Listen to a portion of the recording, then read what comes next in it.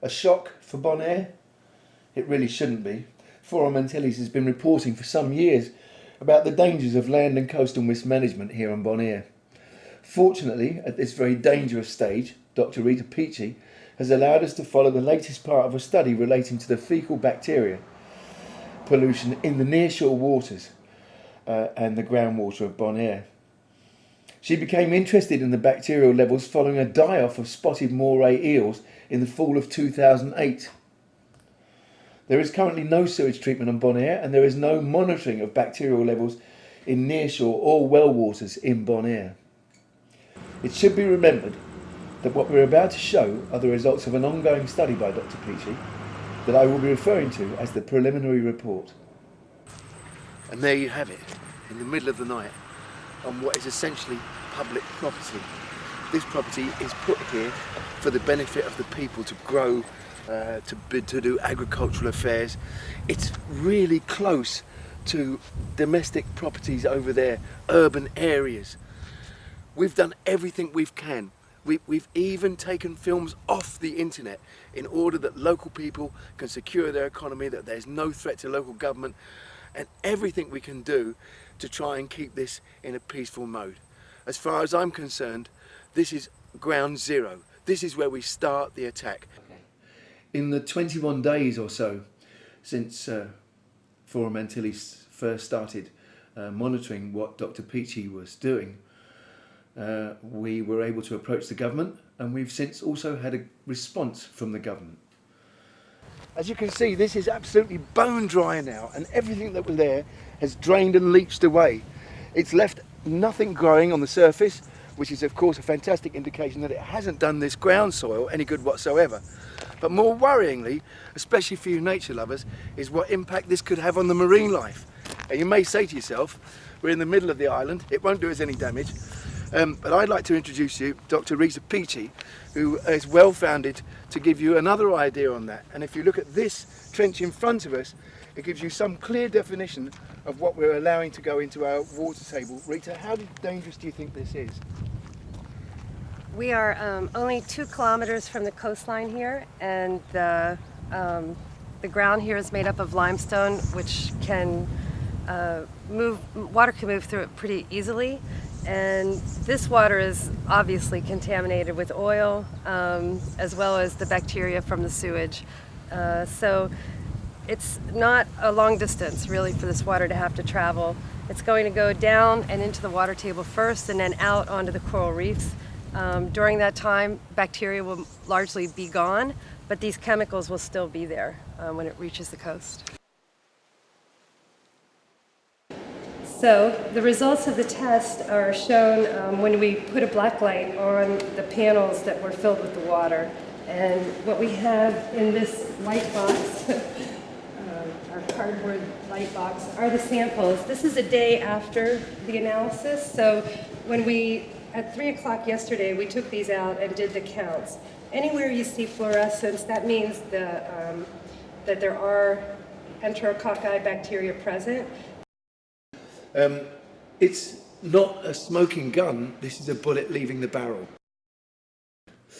In the last few moments I was able to receive the results of the test that Rita Peachy had undertaken. The water sample from the LVV was positive with the enterococci bacteria. The most probable number was 123.6 colony forming units, that's to say CFU, in 100 millilitres of water. The water sample from the pond adjacent to that well was also positive for the bacteria, and the most probable numbers were 31.8 colony forming units in any 100 millilitres of the water tested. The sample from the 14th of November 2009 indicated that the bacteria was present at well number 1. Since that well tested positive, 3 additional tests were run the next day. The mean most probable number of well number 1 was 57.3 colony forming units within 100 millilitres of water, plus minus 15.7, and we'll show you the table which will make sense to you with regards to this. The following samples from the second well, which were further away, also showed heavy pollution, with a mean most probable number of 706.3 colony forming units in any 100 millilitres of water. Of course, this is a preliminary report and further tests will have to be done. However, Dr. Peach's conclusion is as follows. The enterococci bacteria were found in all of the samples collected, including the LVV ditches, the surface water, pond, and the water from the 2 wells. A positive result for well water is reason for further examination of the bacterial levels and types of bacteria present in the surface water. Groundwater and nearshore waters of Bonaire, the 3 samples from well water 2 and one of the samples from well number 1 exceed the single sample standard of 61 colony forming units in any 100 millilitres of water. And that's a prescribed value by the United States Environmental Protection Agency. That's for people who may come in contact with it, not people who may be using it for agriculture or in any way for ingestion. Well, I was expecting that maybe there would be less bacteria further away from the ditches, but in fact what we see here is more bacteria in the well further away. The panel in the back is from our drinking water, and I ran that as a negative control. You can see that there's no cells glowing, there's no contamination in the drinking water here at the lab. This is the well that was closest to the ditches, and it's got similar to the level that we saw the other day. This is the one further away, and it's much higher. All of the large cells are glowing, and only a few of the small ones are not glowing.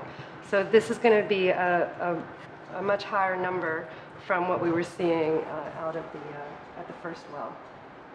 To blame the free winds would be ridiculous. What we need to look at is why successive governments, both of Bonaire and other Antillean islands, have ignored reports such as this, which were compiled over 10 years ago, indicating that the groundwater was polluted and we could no longer go on with this situation. This is the hard part of this report, and Bonaire should be shocked, and we should be ashamed that we've let this go so far. The results of the study are important to the health of the people of Bonaire. They indicate the presence of a harmful type of bacteria occurring in a very high number in the surface water and groundwater. The groundwater is connected to the sea, and the movement of the enterococci bacteria from land to sea is a significant concern. The reason for this is very simple, because the enterococci tolerate high salinity values and can therefore traverse from inland to the coast. I think there's good foundation there to believe that further investigation should take place and immediate cessation of any importation of sewerage from the airport or the port until we can safeguard the people and the health of this community. Sean Payton, Forum Antilles.